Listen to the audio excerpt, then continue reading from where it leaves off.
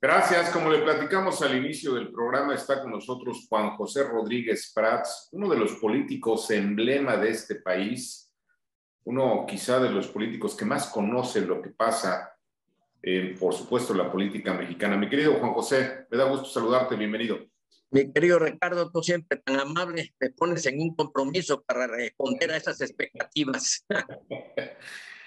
Querido Juan José, pues resulta que según el hackeo que le han hecho a la Secretaría de la Defensa, tenemos un ejército que, bueno, además de que ya está en las calles, pues porque así lo decidió el Congreso, bueno, pues es un ejército que prepara iniciativas que manda el Congreso, es un ejército que según el propio hackeo tiene vínculos con el crimen organizado, es un ejército que se reúne en secreto con el ejército norteamericano, con el ejército cubano y hasta con los rusos. ¿Qué más estamos esperando de este ejército, Juan José? Bueno, déjame iniciar por una afirmación. La crisis que vive México y también en la globalización en la que estamos es más profunda de lo que parece.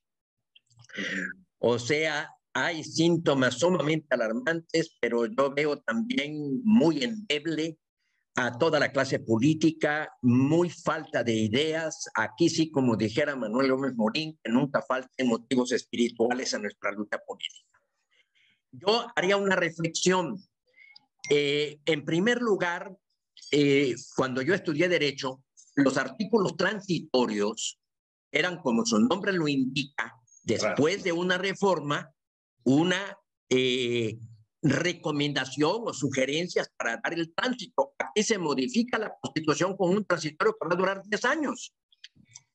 O sea, aquí se abre la posibilidad de que inclusive mediante este método también se pueda declarar suspensión de garantías y decir, esta la respetaremos hasta dentro de 10 años.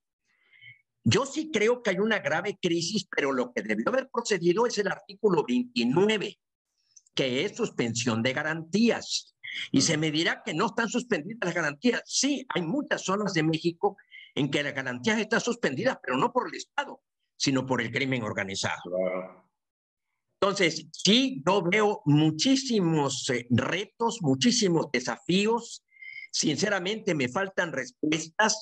Me asusto cada vez que empiezo a leer las noticias. Estas designaciones en la Secretaría de Economía tal parece que tienen el propósito de que no lleguemos a ningún acuerdo en relación al Tratado de Libre Comercio, lo cual sería una crisis gravísima.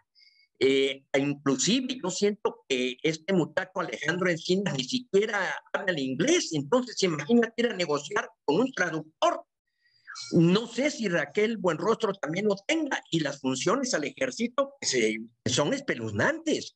Inclusive esa ingenuidad o ternura, como diría el clásico, de los priistas de decir que el ejército iba a informar, y resulta que hay un secretario de Defensa que ni siquiera acepta dialogar y dice, si quieren dialogar, vengan para acá. Mira, yo traté a varios secretarios de la Defensa y reconozco cierta disciplina militar, pero sinceramente aquí veo cosas muy alarmantes y lo que está diciendo todos los medios, y vamos a perder o estamos perdiendo. Hoy hay un gran artículo de Carlos Ursúa en el Universal, una oportunidad de oro. O sea, esto es verdaderamente patético. Yo me he preguntado, Ricardo, ¿qué es tener éxito en política? Llegar a un cargo a cualquier costo y hacer un mal papel. Yo creo que el éxito en política consiste en que en el cargo hagas algo positivo. No se trata de llegar al cargo a cualquier precio y después hacer mal uso del cargo. Eso te lleva al fracaso. Eso es lo que yo no entiendo, porque a mi paisano Andrés Manuel, que yo desde siempre le vi una gran inquietud por el veredicto histórico, ¿cómo se me va a juzgar? Pues no entiendo cómo está haciendo una serie de cosas en que el veredicto va a ser tremendamente contrario a él. Es que no haya forma de defenderlo, y en cualquier aspecto donde te metas. Hay una frase que pronunció un gran novelista, Samuel Bellow, que tuvo premio Nobel, que utilizó una frase y la define: infierno imbécil. a veces me da la impresión de que se están provocando hasta líos artificiales, hasta cosas que deberíamos de superar y todo rumbo a una elección en el 24, en donde también levantaría yo la voz en defensa de la oposición. Militar en la oposición, Ricardo, es duro. Y muchos, la oposición no sirve, la oposición invita a mexicanos, invita a gente que se vengan y que busquen la postulación y lo primero que hacen, yo no me meto. Entonces estamos en ese dilema de que están mal las cosas, pero la gente se margina.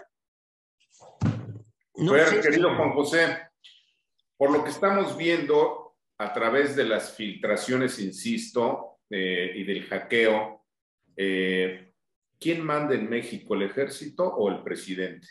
No, mira, el presidente, yo siento que percibo que cada vez es más endeble su autoridad. O sea, con todo y te dicen que es el presidente que más poder ha concentrado, no. Yo creo que es una institución sumamente endeble. Yo creo que el viejo PRI, que no es lo que está retornando, el viejo PRI tuvo oficio político, tuvo el cuidado de seleccionar gente adecuada, había un perfil. Inclusive el viejo PRI, esto no se ha dicho, nunca se construyó como una solución final. Tanto Puig Casaurán como Cosío Villegas decían era una solución perentoria para dar tránsito a una democracia. O sea, se percibía no como el arribo al cielo o el arribo a la solución definitiva, sino como una medida que iba a ir evolucionando para dar tránsito. Y al final de cuentas, así sucedió. Llegamos a una transición democrática, pero Morena, tal parece que su idea es instalarse pero hacia la eternidad.